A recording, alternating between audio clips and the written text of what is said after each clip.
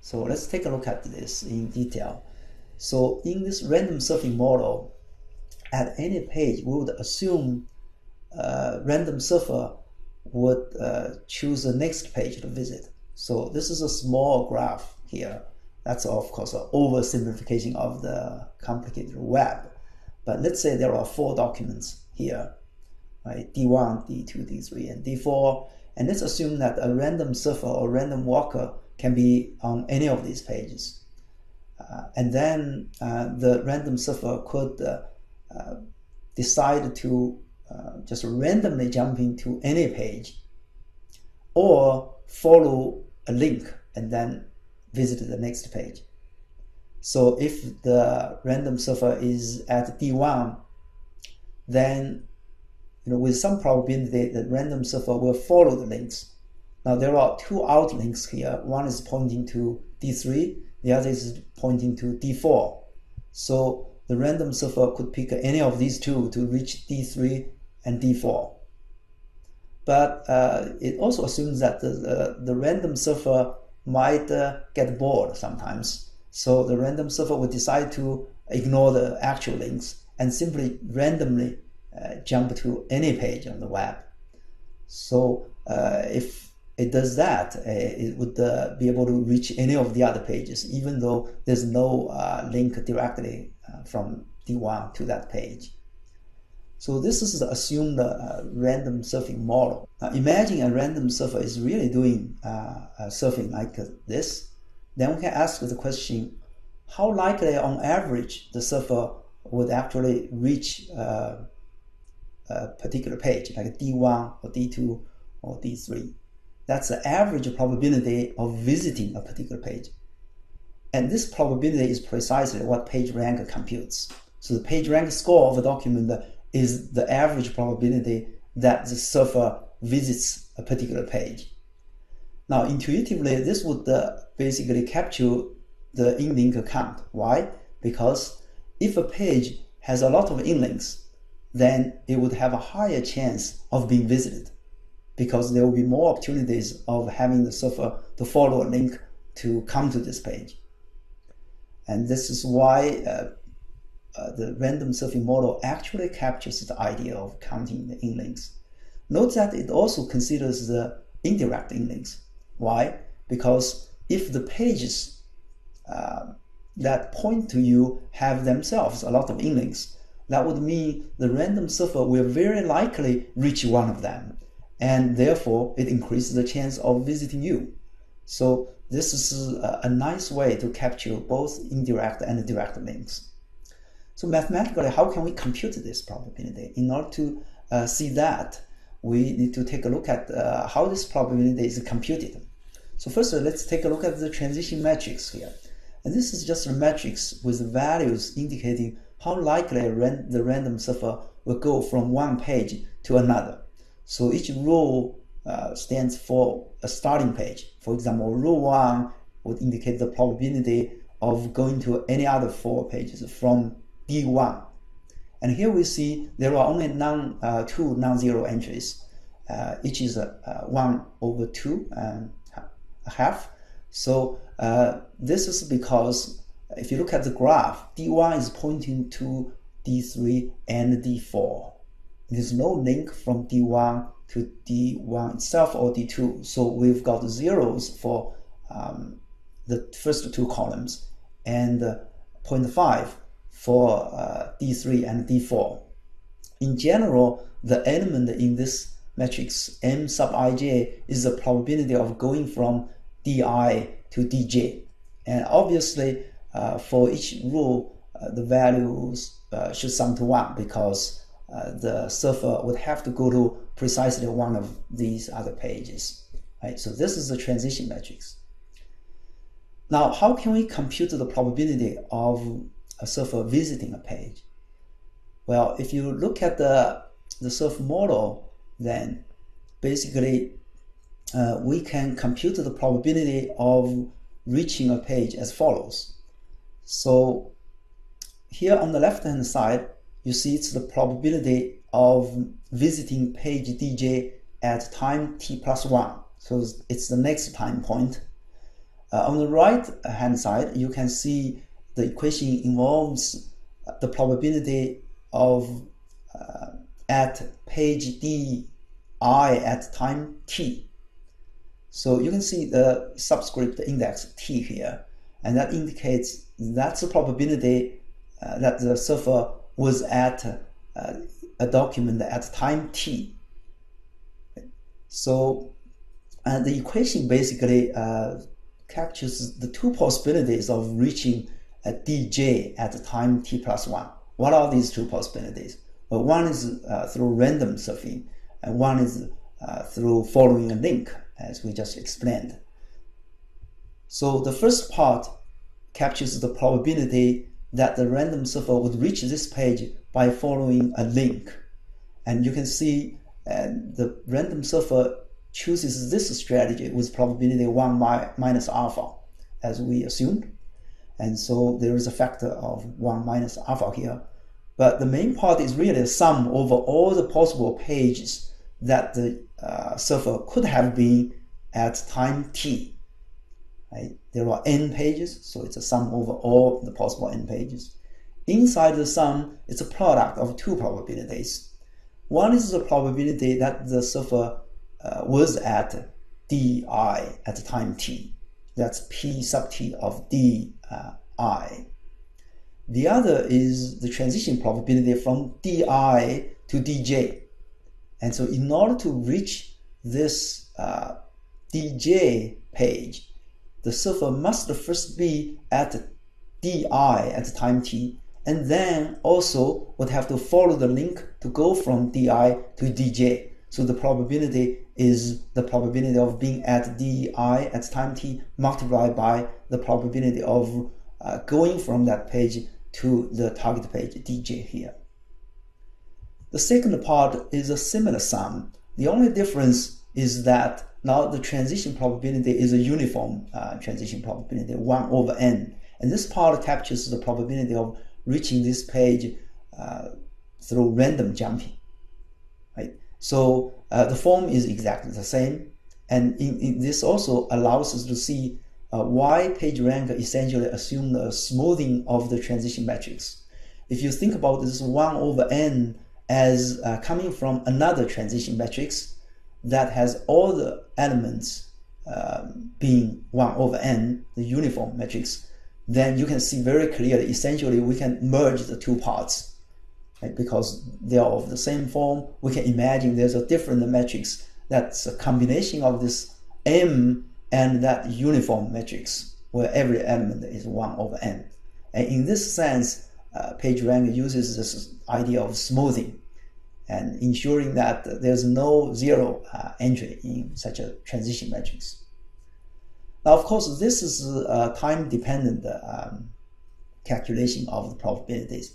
Now, we can imagine if we want to compute the average probabilities, the average probabilities probably would satisfy this equation without considering the time index. So let's drop the time index and just assume that they will be equal. Now, this would give us n equations, because for each page we have such an equation. And if you look at what variables we have in these equations, there are also precisely n variables, right? So this basically means we now have a system of n equations with n variables, and these are linear equations.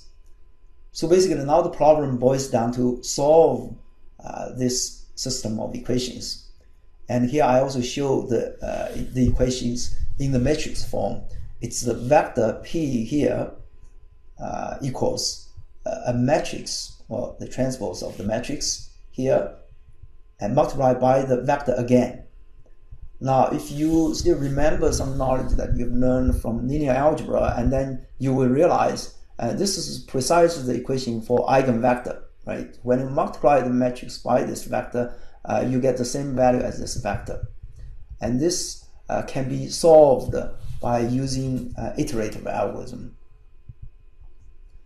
So the equations here on the above are basically taken from the previous slide. So you see the relation between the the page rank scores of different pages. And in this iterative approach or power approach, we simply start with randomly initialize the vector p, and then we repeatedly just update this p by multiplying the matrix here by this p vector. So I also show a concrete example here. So you can see this now. If we assume alpha is 0.2, then with the example that we show here on this slide, we have the original transition matrix here, right? That encodes the graph, the actual links, and we have this smoothing transition matrix, uniform transition matrix, representing random jumping, and we can combine them together with a linear interpolation to form another matrix that would be like this. So essentially, we can imagine now the web looks like this, can be captured by that. There are virtual links between all the pages now. So the page rank algorithm would just initialize the p vector first, and then just compute the updating of this p vector by using this matrix multiplication. Now, if you rewrite this matrix multiplication in terms of just individual equations, you will see this. And this is basically the updating formula for this particular page rank score. So you can also see, if you want to compute the value of this updated score for D1, you basically multiply this row, right, by this column, and we take the dot product of the two, right, and that would give us the value for this value. So this is how we updated the vector. We started with some initial values for these guys, right, for these, and then we just revise the scores. We generate a new set of scores, and the updating formula is this one. So we just repeatedly apply this until it converges. And when the matrix is like this, where there's no zero values, and it can be guaranteed to converge. And at that point, we will just have the page rank scores for all the pages. Now we typically set the initial values just to 1 over n. Right? So interestingly, this updating formula can be also interpreted as propagating scores over the graph. Right? Can you see why? Well, if you look at this formula and then compare that with this graph, and can you imagine how we might be able to interpret this as essentially propagating scores over the graph?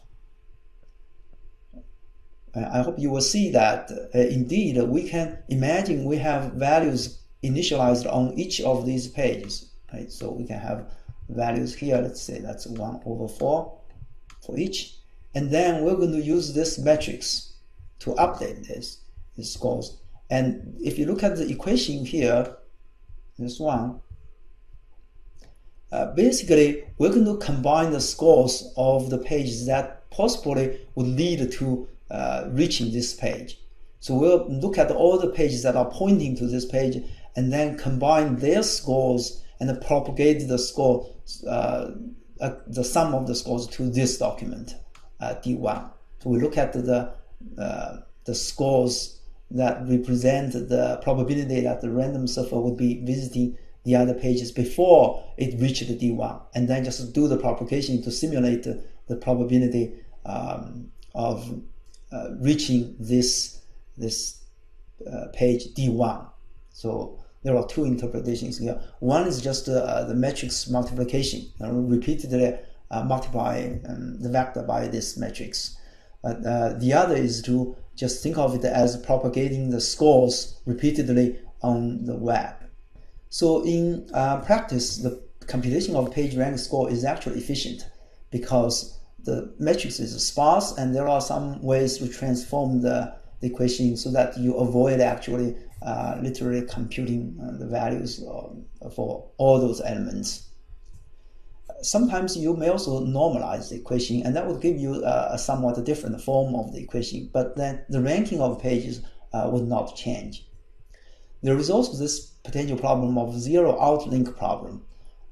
In that case, if a page does not have any outlink, then the probability of these pages would not sum to 1. Basically, the probability of reaching the next page from this page would not sum to 1, mainly because we have lost some probability mass when we assume there's some probability that the server will try to follow links, but then there's no link to follow, right? And one possible solution is simply to use a page-specific damping factor, and that could easily fix this. Basically, that's to say alpha would be 1.0 for a page with no outlink. In that case, the server would just have to randomly jump to another page instead of trying to follow a link. So there are many extensions of PageRank. One extension is to do topic-specific PageRank. Note that PageRank doesn't really use the query information, right? So we can make PageRank query-specific, however. So for example, in the topic-specific PageRank, we can simply assume when the server is bored, the server is not going to randomly jump to any page on the web. Instead, it's going to jump to only those pages that are relevant to a query. For example, if the query is about the sports, then we could assume that when it's doing random jumping, it's going to randomly jump to a sports page. By doing this, then we can bias the PageRank to a topic like sports. And then if you know the current query is about sports, then you can use this specialized PageRank score to rank documents. That would be better than if you use a generic PageRank score. PageRank is also a general algorithm that can be used in many other applications for network analysis, particularly, for example, social networks. You can imagine if you compute the PageRank scores for a social network, where a link might indicate a friendship relation, you will get some meaningful scores for people.